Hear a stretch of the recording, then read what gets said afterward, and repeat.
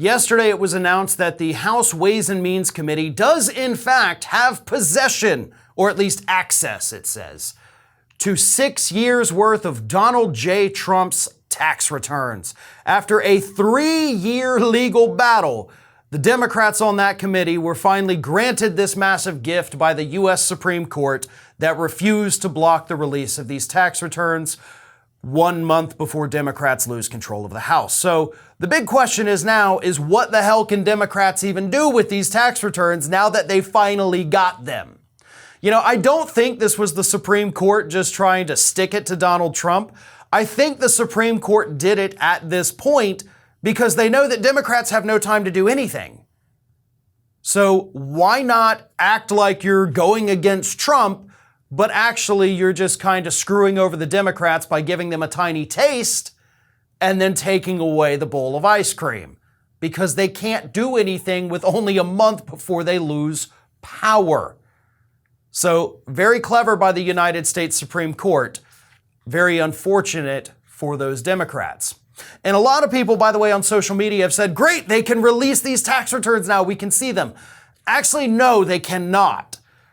If anyone on that committee or any of their staffers, anybody associated with this who has access to those tax returns, if they leak them to the public, that is a felony that carries a 5-year prison sentence.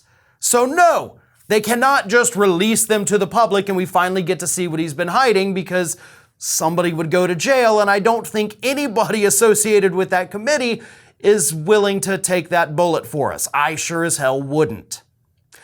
But there is a catch to that. See, what the committee can do is actually take it to a full House floor vote.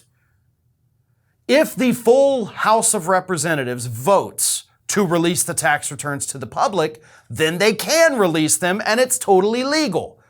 Democrats still have a majority in the House, so there is actually still time for them to release these tax returns publicly if they bring it to the full House floor and hold the vote and pass it. And honestly, at this point, that may be the best option for the Democratic Party. They had sought these tax returns. Let's be honest. They wanted the tax returns because they wanted to embarrass Trump. And I got no problem with that. You know, it's petty, sure, but Trump was petty, so every now and then you got to take a low shot, right? But they claimed they wanted it to see if they needed to craft legislation, you know, about presidents profiting off the office of the presidency, which is a noble cause. But that actually didn't come up until after they had requested the tax returns and got challenged in court. So they don't have time to craft that legislation based on Trump's tax returns. There's just simply not enough time.